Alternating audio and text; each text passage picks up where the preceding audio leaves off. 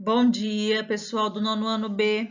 Essa semana nós veremos o conteúdo das reações químicas, dando continuidade aos nossos estudos. Na aula anterior, nós vimos substâncias e misturas envolvidas em transformações químicas e agora nós veremos as reações químicas.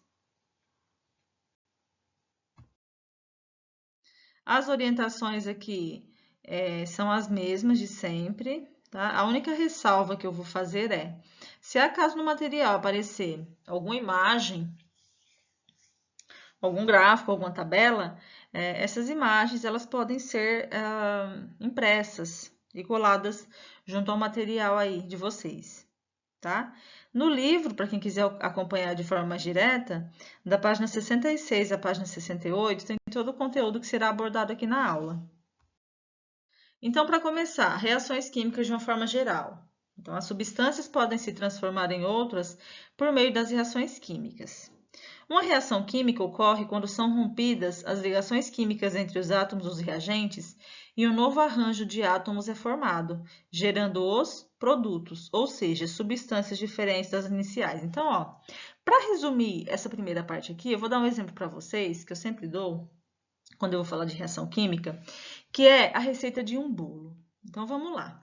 Nós temos, para ter o produto final, que é o bolo pronto, nós temos que reunir vários ingredientes, né? Então, a própria transformação do bolo, a gente pode considerar ela como uma reação química. Então, a gente tem aqui, na reação química, dois tipos de elementos. Temos os reagentes e temos o produto, onde no nosso exemplo os reagentes serão os ingredientes que serão misturados e o produto final será o bolo pronto. Então, vamos lá.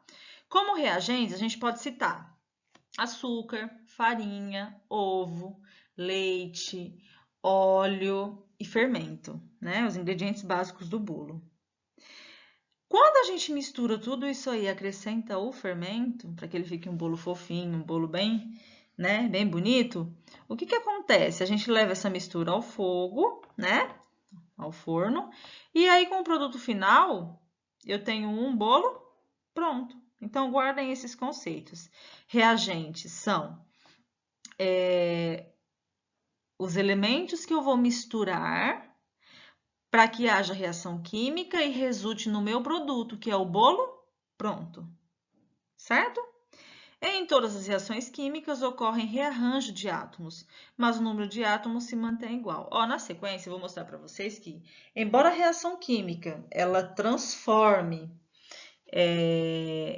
os produtos, transforme os reagentes em novos produtos, vocês verão que mesmo ocorrendo rearranjo de átomos, ou seja, mesmo ocorrendo uma reorganização de átomos ali, o produto final ele sempre terá a mesma quantidade de átomos, tá?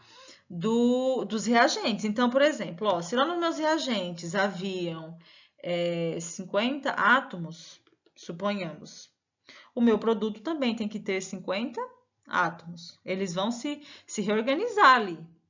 Porém, a quantidade final de átomos é exatamente igual à inicial. Olha um exemplo aqui para vocês. Em uma reação química, o número total de átomos dos reagentes é igual ao número total de átomos dos produtos.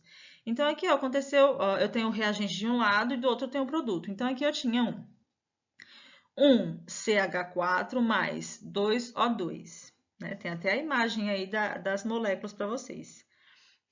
Quando esses dois elementos reagem, o que eles formam no final? Um CO2 mais 2H2O. Percebam que o que ocorreu aqui foi apenas um rearranjo de átomos, tá?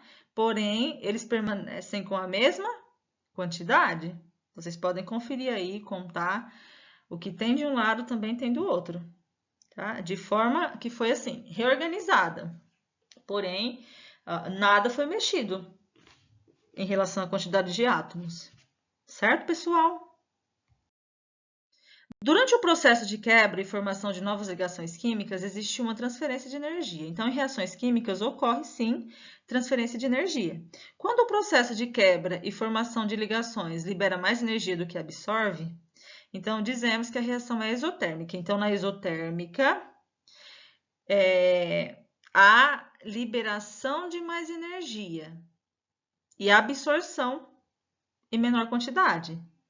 Então, na exotérmica, ocorre quando o processo de quebra e formação de ligações libera mais energia do que absorve. Já a endotérmica, que é a que nós vamos tratar na sequência, ocorre quando a quebra dos reagentes e a formação dos produtos necessitam de mais energia do que liberam. É o inverso da outra, né? Então, aí a gente diz que ela é endotérmica. Então, uma é o inverso da outra. Enquanto uma libera mais e absorve menos, a outra absorve menos e libera mais, tá? As reações químicas podem ser classificadas de acordo com as características que apresentam. Então, os 4 tipos básicos de reações químicas que a gente vai ver são esses aqui. Então, é muito fácil de entender, é uma matéria muito legal, tá? Vocês vão perceber mais adiante aí. O primeiro tipo de reação química que a gente vai ver aqui é a reação de síntese ou adição. Geralmente se fala síntese, tá? Então, reação de síntese. Como que ocorre? São aquelas que 2 ou mais substâncias, elas originam um único produto. Já vou dar o exemplo na sequência para vocês. A reação de análise ou decomposição, ela é o inverso da reação anterior, da reação de síntese. Então, nessa reação, uma única substância gera 2 ou mais produtos. Na reação de simples troca ou deslocamento, geralmente se fala só reação de simples troca. Ocorre quando uma substância simples reage com uma composta e origina novas substâncias, que será sempre uma simples e uma composta. E a reação de dupla troca, que é quando 2 reagentes reagem formando 2 produtos, ou seja, se 2 substâncias compostas reagirem, dando origem a novas substâncias compostas, elas receberão esse nome aí de reação de dupla troca. Na sequência, eu vou mostrar para vocês um exemplo mais básico. Olhem só esse exemplo aqui. Ó. Eu tenho duas substâncias na síntese. Nós vamos falar primeiro da síntese, tá? Então, vamos acompanhar lá. 2 substâncias simples que vão se juntar e vão se transformar depois em uma única substância. Então, antes eu tenho 2 substâncias separadas, que depois elas serão sintetizadas em uma única substância. Então, o que era A mais B se transformará em AB. Por isso que é chamado de adição também. Adição é quando eu junto 2 simples, né? Para formar outra. A decomposição ou a análise, ela é o inverso da outra, né? Então, eu tenho AB, né? Que é uma substância, e eu vou decompor ela, eu vou separar ela em 2 novas substâncias, A mais B. Na simples troca ou no deslocamento, eu tenho uma substância composta e uma substância simples. Então, AB é a composta e C é a simples. Então, o que acontece aqui na simples troca? Vai ocorrer uma troca. O A, ele vai se juntar ao C, né? E o B ficará sozinho. Então, AB mais C vai formar, com a simples troca, o AC mais o B, onde AC é uma substância composta e no B uma substância simples. Na dupla troca, ocorre que as 2 substâncias são compostas, ó. AB é composta e CD também é composta. Então, AB mais CD ocorrerá uma dupla troca, ou seja, não é só uma única letra que trocará com a outra, ou seja, haverá uma troca dupla, né? Então, o que era AB mais CD, ele se transformará em AC, né? O A se misturou com o C, e o B foi lá fazer par com o D. Então, basicamente, síntese, eu vou juntar. Análise ou decomposição, eu vou separar. Simples troca, uma troca simples, né? Onde eu tenho uma substância composta e uma simples. E essa substância composta, ela vai trocar de par, né? No caso. E na dupla troca, ocorrem 2 trocas ao mesmo tempo.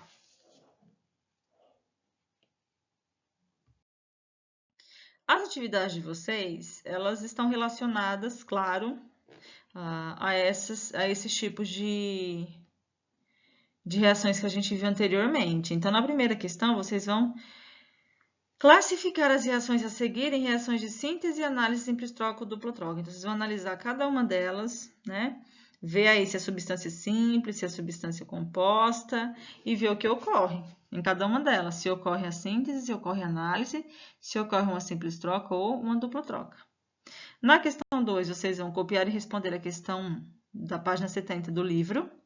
E na questão 3 também, vocês vão assinalar uma única alternativa, ou seja, vocês vão analisar essas 5 equações químicas que tem aí, e vocês vão assinalar depois o que é cada uma delas. Certo, pessoal? Bom, eu espero que não tenha ficado nenhuma dúvida. E caso existam dúvidas, por favor, me procurem para que a gente possa resolver o mais breve possível, tá? É importante que vocês não tenham nenhuma dúvida para que a gente continue as próximas aulas. Tá bom, pessoal? Fiquem com Deus. Até a próxima aula.